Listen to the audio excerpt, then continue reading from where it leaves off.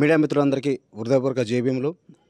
మా రాష్ట్ర అధ్యక్షుడు మరియు అధినాయకుడు ఇబ్రహీం శేఖర్ అన్న గారి ఆదేశానుసారం ఈరోజు కోదాడ నియోజకవర్గంలో కర్ల రాజేష్ పైన పోలీస్ వ్యవస్థ హత్య చేయడం అనేది జరిగింది. మిత్రులారా, భారత రాజ్యాంగం అమల్లో ఉండి భారత రాజ్యాంగాన్ని కాపాడవలసిన పోలీసు వ్యవస్థ అతి క్రూరంగా ఎలాంటి తప్పు చేయని అభాగ్యుడైన కర్ల రాజేష్ పైన చట్టరీత్యా చట్టాన్ని అధిగమించి తనపై దాడి చేసి కొట్టి చంపడం జరిగింది.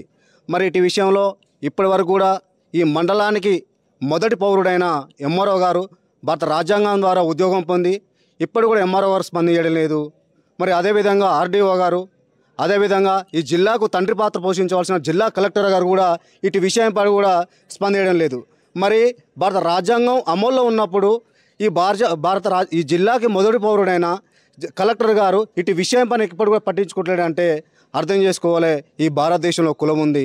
ఈ కులంలో ఈ అణగారిన వర్గాలపైన దాడి జరిగినప్పుడు ఏ వ్యవస్థ కూడా పనిచేయట్లే అంటే మనకు సంబంధించిన మనుషులు చట్టసభలో లేకపోవడమే దీనికి కారణం అని తెలియజేస్తున్నాం. అదే మొన్న అగ్రవర్ణాల స్త్రీలపైన కానీ అగ్రవర్ణాల పురుషులపైన దాడి జరిగితే చట్టాలు వచ్చినాయి, వాళ్ళ మీద తక్షణ యాక్షన్ తీసుకోవడం జరుగుతుంది. మరి ఎస్సీ ఎస్సీ బీసీలపై దాడి జరిగినప్పుడు కూడా ఎలాంటి స్పందన లేకుండా పోయింది.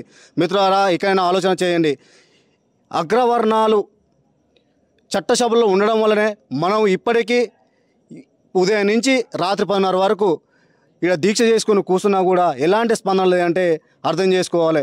మనకు సంబంధించిన మనుషులు భారత రాజ్యాంగాన్ని లోబడి పనిచేసే నాయకులు ఎస్సీ బీసీలు చట్టసభలు లేకపోవడం వల్లే దీనికి కారణమని మరోమారు తెలియజేస్తున్నాను. ప్రధానంగా ఇప్పుడు కర్ల రాజేష్ కుటుంబానికి అన్యాయం చేసింది ఇప్పుడు రాజకీయ పార్టీలు. ఇప్పుడు ఏదైతే మీరు రాజ్యాంగం ఉల్లంఘన చేస్తా ఉన్నారు, ప్రజాస్వామ్య ఉల్లంఘన అంటా ఉన్నారు, మరి రాజకీయ నాయకులు చేసిరా, ఇక్కడ ఉన్నటువంటి పోలీసులు చేసిరా, లేదంటే కులాలే చేసినాయి?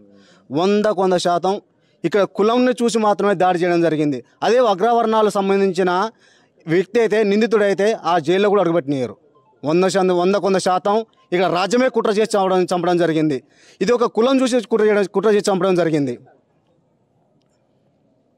ఫైనల్గా ఏం డిమాండ్ చేస్తూ ఉన్నారు? మరి ఇప్పుడు బాధిత కుటుంబానికి న్యాయం జరగాలంటే ఇప్పుడు బాధ్యులైన వారిపైన చర్యలు తీసుకోవాలన్నా మీ డిమాండ్లు ఏంటి? ప్రధానమైన డిమాండ్లు ఏంటంటే నిజంగా కూడా ఈ కుట్ర రాజ్యం చేసిందే ఆ కుటుంబానికి సంబంధించి ఆ కుటుంబానికి ఇది మరో మాట చెప్తున్నా, ఇది మా ఆత్మగౌరవ సమస్య. ఈ ఆత్మగౌరవ సమస్య దీనిలో నిందితులైన ఎస్ఐ సిఐని సస్పెండ్ చేసి ఆ కుటుంబాన్ని ఆదుకొని ఆ కుటుంబానికి ఉద్యోగం ఇవ్వాలి. ఆ కుటుంబానికి 50 లక్షల రూపాయలు లేదా కుటుంబ జరిమానా కట్టించాలి. ఇది 100% ప్రభుత్వం చేసిన కుట్రే. ఎందుకంటే ఇక్కడ ఈ ప్రాంతాన్ని పరిపాలిస్తున్న ఎమ్మెల్యే గారు ఇప్పటికి కూడా ఈ విషయం మీద స్పందించట్లేరు అంటే ఇది మూర్ఖపు చర్యను ఆలోచిస్తూ తక్షణమే వాళ్ళు దిగొచ్చిన దాకా ఇక్కడ డిఎస్పీ అధినాయకులు విశారదన నాయకత్వంలో మేమంతా సపోర్ట్గా మా అధినాయకుడు కూడా తెలియజేయడం జరిగింది.